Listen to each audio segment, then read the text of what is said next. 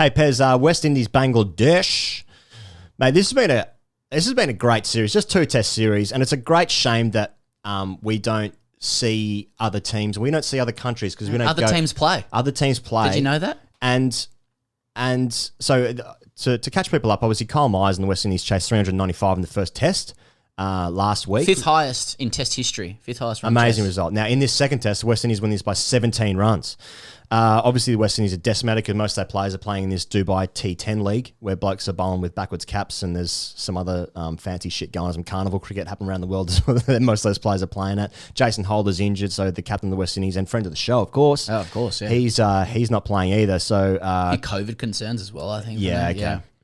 All makes sense. But mate, it's their 3rd grade side. I was watching this. I was watching this and I was like, this is real test cricket. You know, when you go to you go traveling, or you used to anyway, and you go to like somewhere slightly off the beaten track. You know, this is real Barcelona or wherever you've been. You know, it's not the and invariably it isn't because you're there. Because you're actually in Tasmania. Yeah. This isn't Barcelona. You know, like if I'm here, this is not the real place. You know what I mean? That's the whole exactly. point. Yeah, exactly. Mate, there's just really good players playing for the Test country, and it's just a shame that we don't see more of this. West Indies in this game had a really good lead, then they got rolled for 117 the third innings, then they bowled Bangladesh out for 213. The West Indies win the series 2-0. First overseas series win since 2017. First in Asian since 2012. Blah, blah, blah. Rakim Cornwall, though, Pez. Yeah. Player of the match. He took the new ball in each innings, 5 from the first innings, 4 from the second, takes the winning catch, and he's massive. He's a big boy. Pretty comprehensive summary, mate, to be honest. And that, I guess that famous image now of about 13 blokes hanging off him as well after he's won the game. How good that circuit and he made that novelty check that he got look really tiny. That check's actually 2 meters big. 2 meters big. I'm in words. He got paid $1,500 for performing that well in a game. Yeah, it's really good, and you know the West Indies, like we're going to talk about Australia and South Africa in a second, but there's a global cricketing citizen. I'm just looking this up, and I noticed Gideon talking about this on his podcast with Pete Lawler as well. But during COVID, the West Indies have gone to England, New Zealand, and Bangladesh. Mm-hmm. The year before that, they went to India to play Afghanistan. Mm-hmm. They played India over there the year before that. The year before that, they went to Sri Lanka and Zimbabwe. So, England aside, Australia have been to none of those places for Test cricket during that period. West Indies have been everywhere, and you know that it's a function of where they sit in the hierarchy because there must be hierarchies. Mm-hmm. But the role they're performing in international cricket is, well, it's we're really lucky to have them, and it would be great if other countries were like that too. I'm right in remembering, aren't I, that they took a 50% pay cut to go to England. You are. And so Godspeed West Indies cricket. Fuck yeah. And also when we spoke to Jason Holder, we were talking about the place of cricket in the West Indies, and they're talking about how a huge reason why they are playing their 3rd grade team is because financially their board is just cooked. Like there's just not the money that there should be available, despite the efforts that these guys are making to go around and play cricket all the world. And it's good cricket as well. It's amazing cricket that more people should see, and more people should know these players as well. Now it's funny so Australia, as an Australian watching cricket as a broad fan, right? You won't know anything about Craig Brathwaite, who's just captained this game, or Joshua Da Silva, Portuguese guy who's wicket keeping for the West Indies. You won't know anything about them because unless they play in your country for like 1 or 2 tests, you know nothing about them. And it's a real shame that they barely come here, every 5 years. We never go there. So you're not learning anything about any other cricket. Now, we haven't been there since 2015. It's ridiculous. Yeah.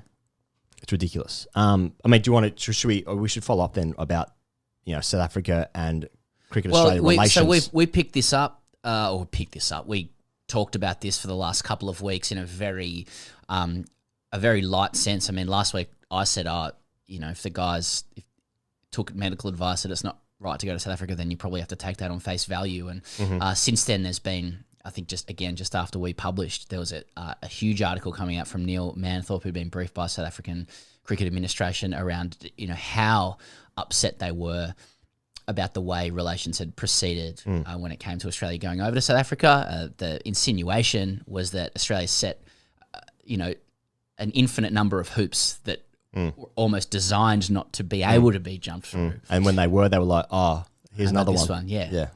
There's that quote around, if you want somebody to fail, just continually set them tests that are impossible. That's exactly how the quote goes. That was Newton, I think. Look, who knows? I think a lot of good judges are essentially accepting Australia at face value when it comes to South Africa. But Gideon Haigh, again, master, wrote a great piece in The Australian a few days ago that zoomed out from it and put it in context. The main point being that Australia's standing as a global cricketing citizen is greatly diminished by not doing things like this. Jonathan Liew said that it almost feels like Australia will just play whomever they want, whenever they want. There doesn't seem to be as strong an obligation to helping out other nations.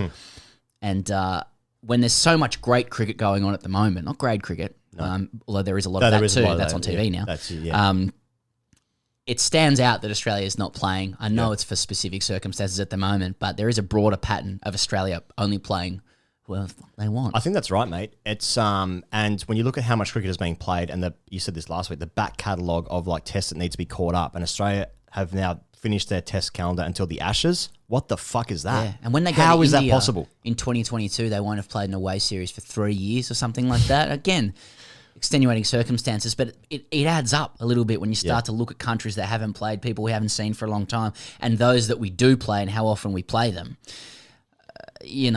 Does it say something about our attitudes as a country or our cricket administration's attitudes around, what the priorities are? It's just a question, and I think it's a fair question. I agree. And I wonder if this is actually saying something about where this is all going. I don't want to get into a big conversation about like, will Test cricket be played in 5 years' time? But it is